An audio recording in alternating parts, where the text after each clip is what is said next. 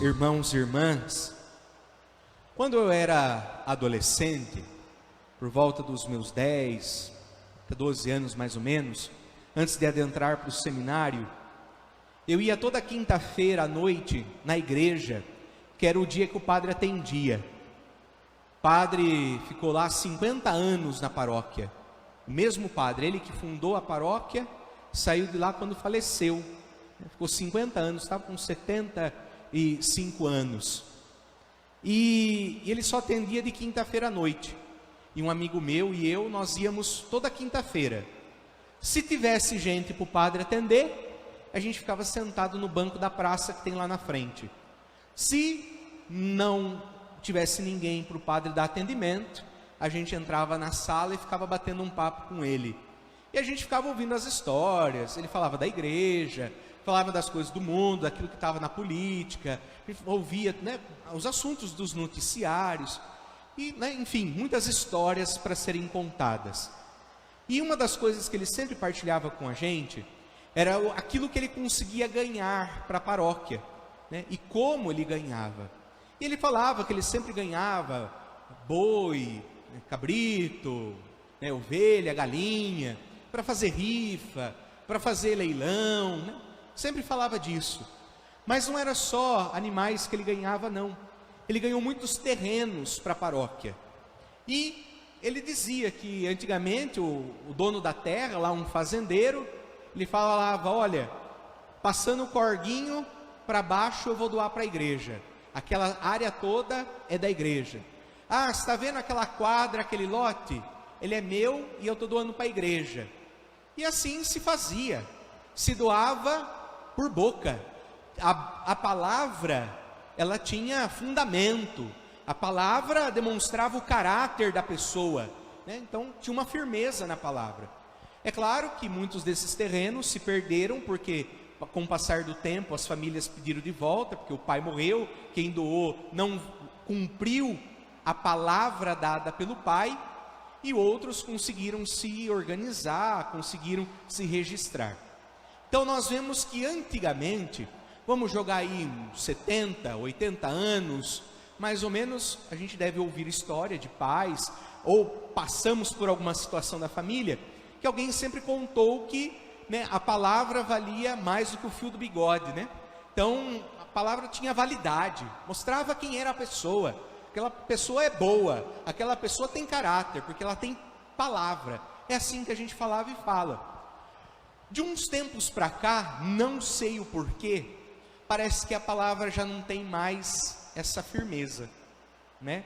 Não sei se também, o mundo está muito mudado, né? Tudo mudou. Não sei se a gente também está cansado de levar às vezes algumas rasteiras de algumas pessoas. Também estamos cansados, né, de ouvir nesse meio social político, né? Os políticos na época de campanha sobem, falam bonito, né, de saúde, educação, de trabalho, mas depois na prática não cumprem nada. Então não sei se tudo isso nos desanima. A gente não acredita mais na palavra. A palavra parece que deixa de ter força, né? Parece que a palavra deixa de expressar a personalidade e também o caráter da pessoa. E hoje, na nossa liturgia, nós somos convidados a justamente, né, pensar, a buscarmos, voltarmos a sermos pessoas de palavra, a sermos pessoas que através da palavra se revelam e mostram quem são. O próprio Deus, quando se revelou à humanidade, Deus se revelou pela palavra. Quem é a palavra do Pai? É Jesus Cristo. Tudo que nós conhecemos de Deus, foi Cristo que nos revelou. Ou foi a palavra dos homens que revelaram quem Ele era. Então é a palavra que revela Deus. E nós somos convidados a nos revelar também para o outro, através da nossa palavra. Sermos sinceros, verdadeiros, de palavra. Sermos de virtude. E é isso que nos interpela as leituras de hoje. Na primeira leitura do livro do Eclesiástico, nós encontramos o autor bíblico dizendo, né, que quando a pessoa abre a boca, é que de fato nós a conhecemos. Às vezes a gente se encanta, né, pela aparência da pessoa. A pessoa às vezes está tão bem aparentada, tão fina, mas não sabe nem conversar, não sabe entrar numa discussão, não tem conteúdo. Às vezes tem aparência, mas não tem conteúdo. E às vezes a gente olha para uma pessoa e fala: nossa, mas uma pessoa assim, uma aparência tão sofrida, parece ser uma pessoa tão humilde, tão simples, tão ignorante. E quando a pessoa abre a boca, ela tem uma sabedoria de vida sobre tudo, ela sabe falar de tudo, conhece um pouco de tudo. Então, para nós sermos pessoas de palavras, nós temos que falar aquilo que está dentro de nós. Devemos colocar o que está no coração para fora. E quando nós nos deparamos com o outro, nós não podemos nos encantar com o externo do outro, mas sim com o que tem dentro. E nós vamos saber o que tem dentro quando ele abrir a boca. É isso que a primeira leitura faz. O autor utiliza da imagem da peneira, de quando você chacoalha a peneira, fica só aquilo que vai ser jogado fora, né, que vai ser dispensado. Fala do forno que queima, né, a cerâmica, o barro, né, para fazer o vaso. Então prova, né? Então, abriu a boca, a gente conhece a pessoa. Só que o autor no final diz mais ainda. Não é só o abrir da boca, da fala da pessoa que nós a conhecemos, mas quando a sua fala corresponde à sua vivência, corresponde às suas ações, né? Então, se hoje nós somos convidados a sermos pessoas de palavra, nós vamos ser pessoas de palavra, mas que a nossa palavra também seja concreta nas nossas ações, nas nossas práticas. E diante do outro, que nós esperemos não olhar as aparências, mas olhar para a palavra e também para a ação. Na esteira da primeira leitura, nós encontramos o Evangelho. O Evangelho de hoje é uma continuidade do discurso da planície. Então, há 2 domingos atrás, Jesus desceu a montanha, ele estava na planície e ele então falava das bem-aventuranças. Não sei se vocês se recordam. Então, há 2 domingos no Evangelho, nós ouvimos as bem-aventuranças. Semana passada foi continuidade do mesmo discurso de Jesus. E ele falava sobre nós amarmos os nossos inimigos. E hoje ele continua falando justamente, primeiro, sobre a correção fraterna, que nós podemos fazer a correção, mas nós devemos ser dignos para corrigir o irmão. Nós temos que ser, né, pessoas que vivem o Evangelho para poder corrigir o outro. Então Jesus hoje no Evangelho, ele fala sobre a questão da correção fraterna, e ele também fala sobre o julgamento, o de como que nós julgamos as pessoas. Primeiramente, né, ele diz, usando a imagem do cego, como pode um cego, né, guiar outro cego? Os dois não cairão no mesmo buraco? Ou seja, para eu fazer a correção fraterna do meu irmão, eu preciso estar íntegro na minha vida, porque senão eu estarei cego como o outro.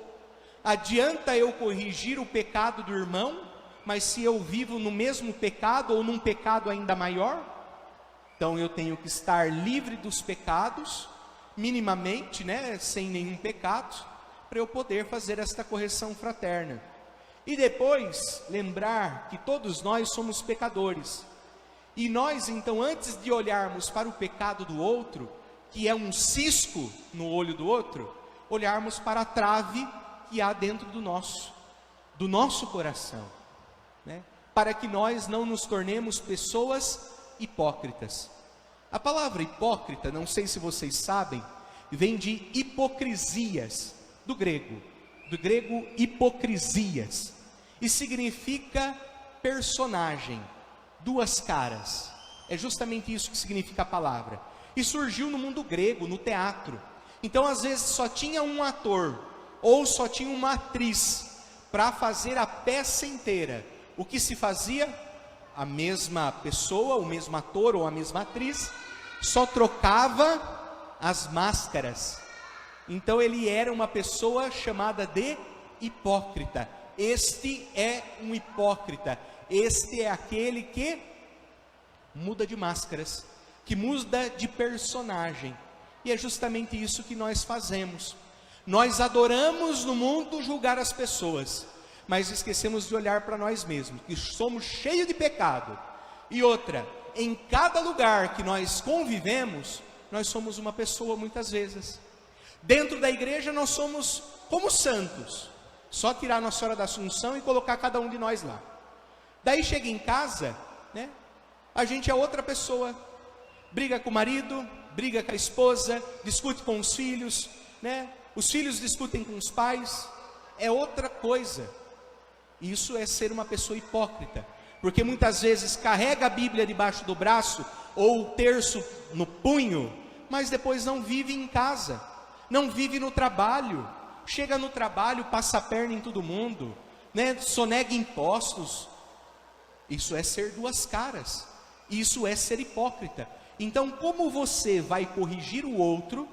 Como que você vai, né, falar do pecado do outro, se você tem os seus que talvez sejam até piores do que o dele? Então nós temos que olhar para nós, antes de corrigirmos os outros. Antes de fazermos essa correção fraterna, nós devemos olhar para dentro do nosso coração e vermos o quanto nós precisamos melhorar. Que trave que nós temos hoje no nosso coração? E por que que o cisco do olho do irmão me incomoda mais do que a minha trave? Por que que nos incomoda mais o pecado do outro do que o meu?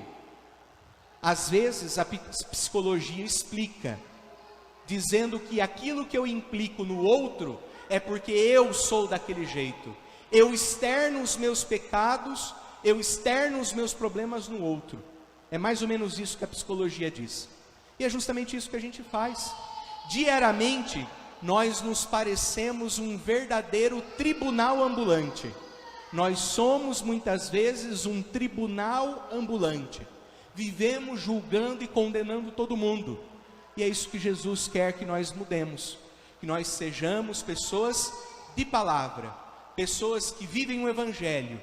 Que julgam, que não julgam. E pessoas que vivem, né, sim, essa caridade com o outro, da orientação, da correção, mas antes olhando para dentro de si. E por fim, como já diz o Evangelho, a árvore é reconhecida pelo fruto que dá. A nossa palavra deve ser condizente às nossas ações. Se eu falo uma coisa, eu tenho que sustentar e viver daquela maneira. Não podemos viver de forma diferente. Por mais que o mundo hoje não exprima a palavra com um caráter, né? O caráter da pessoa não é mais revelado pela palavra, mas é isso que o Evangelho espera de nós, né? A partir do momento que o outro te escuta, a partir do momento que o outro vê as suas ações, ele sabe quem você é. É assim, não é julgar, mas você se revela para o outro.